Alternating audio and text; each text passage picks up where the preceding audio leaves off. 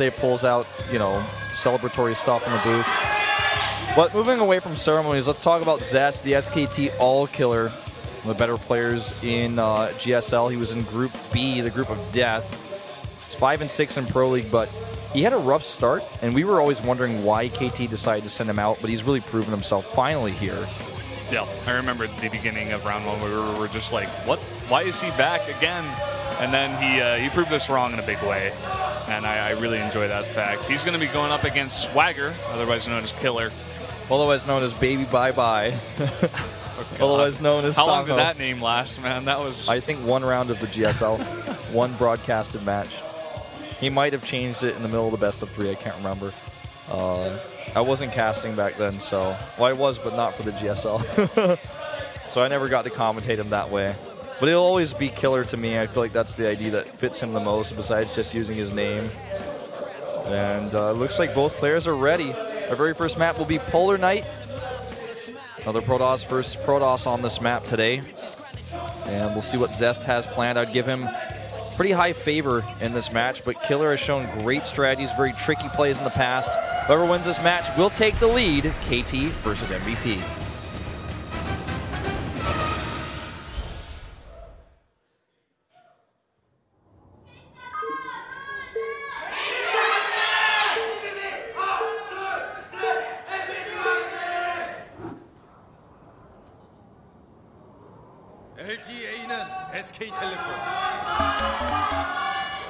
Down here in the south, in the red for KT Rolster, the Protoss player, it is Zest. Perhaps one of the most dangerous players to ever sit in a StarCraft booth, especially recently. And his opponent to the top of the map, it's Killer, aka Songho, or his recent ID Swagger. Songho, a very strong player in StarCraft 1, and somebody who switched over to StarCraft 2 very quickly. Very friendly guy. He's often called the leader of the team because he was a playing coach for a while. Didn't play at televised matches for a few months. This is a long time ago now. And then he started playing again. And the reason he sided was that he felt like he couldn't tell his team what to do or lead his team unless he was also sitting in the booth playing alongside them. And that's why you usually see him sent out first. Even in the GSTL, he was usually sent out first because he's kind of like the captain. And he just goes in here. Oh, look at that little sneaky trick to get the probe through the pylon. Anyways. Oh, God. But anyways, he's a player who, they both do this exactly. Did it, yeah. It's actually the most efficient way, I suppose, to get your probe back to the mineral line. Anyways, going back to what I was saying, Swagger oftentimes gets the momentum going for his team, and I've seen countless interviews with these players, whether it's just on an esports website or a live interview, where the players will just say, you know, Killer is my older brother, and without his support, I would not have been able to do as well today. Even like a Zerg player says this, and the interviewer is like, well, how are you? What do you mean? Like, that's a Zerg player. How is he giving you good builds? He's like, no, he watches my play and knows exactly how I should play because he studies all of our games so well. He's so supportive. Yeah, it's very well said. I mean, I feel like a lot of people underappreciate the fact that mindset is a huge thing going even into gaming. It's not just about how well you can play, how good your mechanics are, or how good your multitasking is. It's really just about also the fact that you have to be in the right mindset. You can't be nervous. You have to have people to back you up. You have to have your team back there. Killer is doing a weird build, man. He went core before second pylon, and he's mining 6 probes in gas right now. He's rushing something sneaky out here. I wonder if it's going to be a DT rush. Look at this cybernetics core time, how fast it is. Is he just going to drop pylons? No, super fast Stargate. Look how fast that Stargate is. That Stargate is like way faster than his opponent's cybernetics core. Yeah, finishing. It's going to be at about 1/4 done as that cybernetics core gets finished. And on the other side of things, Zest just starts his warp gate research right away, whereas Swagger still has not. Yeah, now starts it, of course, but for him, the most important thing was getting that Stargate out, and he's got the mothership core coming up too, so he gets a ton of extra gas. His probe count suffers slightly as a result. You can see he's 2 probes down, but a lot of gas here spent for Zest on this sentry, which is not going to be useful against anything that comes out of a Stargate. And wonder what he's got planned here. This is the type of build you have to do basically against a player like Zest. You're probably not going to beat him in a straight-up game. Yeah, I really like the status Killer as well. Seems like he's going to go for Phoenix right away. Wouldn't be surprised if he's chrono boosting those out as well.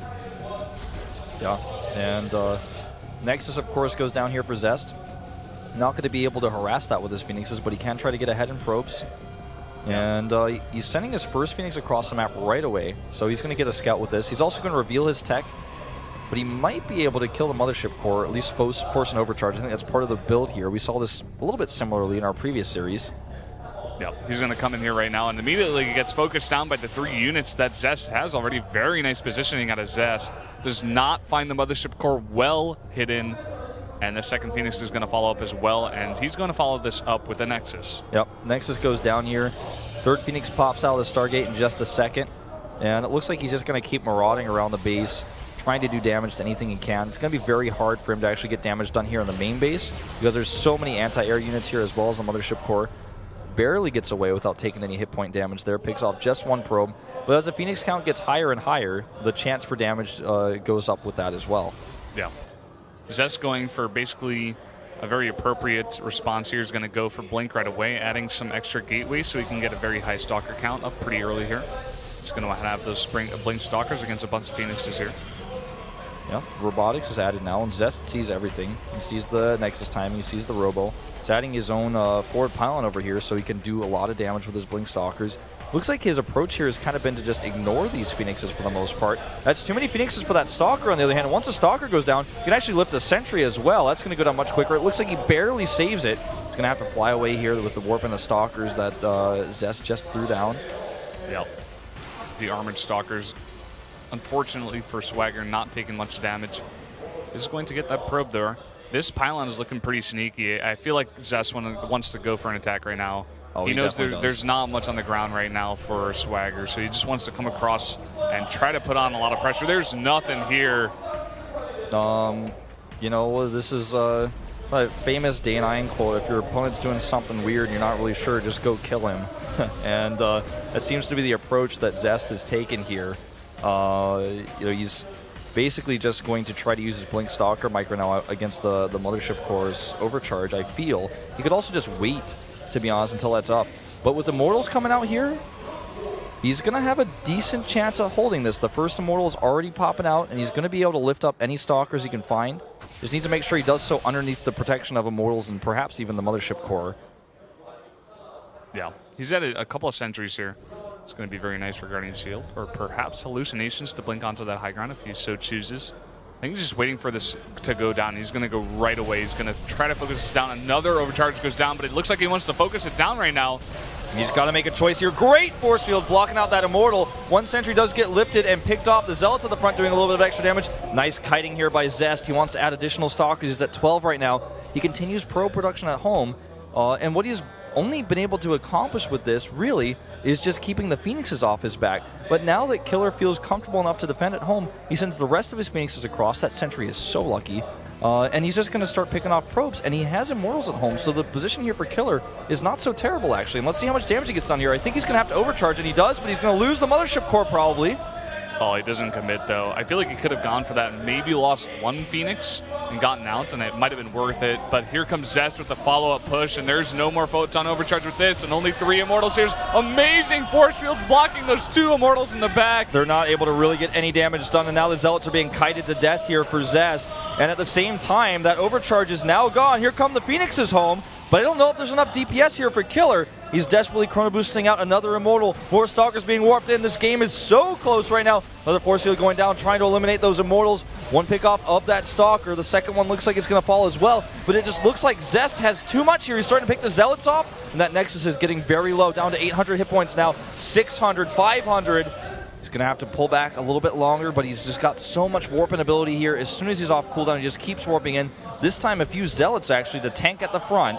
Yeah, I like this a lot. Zest taking it pretty slow here. He wants to make sure he takes his victory. Now he blinks forward. He's going to go right for the Immortals. So many Stalkers here. These Immortals are all going to go down. Yep, 1, 2, and 3. The Phoenix is looking pretty low on energy. He starts to lift a little bit, but a nice blink here to actually minimize the surface area of the Zealots. Now starts to target down this Immortal, and he's going to get it, and now he can just blink away, continue to do damage. He's warping in so many reinforcements here. And it looks like that is going to be it. Killer will lose his Nexus. and probably every single probe that tries to get back into the main base is just going to ignore them, blink in here, and start targeting whatever he wants. He could even dance his Stalkers at this point. That's going to unpower the robotics, and goodbye Immortal. Doesn't even unpower it, but it doesn't matter. Yep. Force field goes off here. Not sure about that one. Interesting force field. The Sentry just trying to help out, and Killer's just trying to decide whether to type this in lowercase or capitals, yes, as very often said. Yeah, I mean, this is the end. Stalker's blinking just on top of the Nexus, as close as he can get. GG takes the lowercase route, and Zest, the SKT all-killer, the Kodas Pro, takes yet another win. A very solid play out of Zest, like you said. Just take the day 9 route sometimes. He does a very cute build, gets a very fast target out, gets a bunch of Phoenixes out very quickly, and Zest is like, oh, well, I'll just get blink and kill you then, I guess. Yeah. He forced the Phoenixes back, and it was his control that really won him the game. He had a lot of additional probes that gave him enough minerals to keep warping in Stalkers, to keep committing to the attack. And I like the idea here for Killer. But unfortunately, this time he's not going to get that first game win to get that momentum going for his team. And looks like the KT team is looking pretty happy with how things went. Yeah, they gotta be. I mean, they all just crowded around Zest right after he came out of the booth. Zest, like we said before, he's just showing stronger and stronger games, and that was pretty much a perfect response out of him. Very well played out of him. They're gonna group up here for another group cheer. Yeah.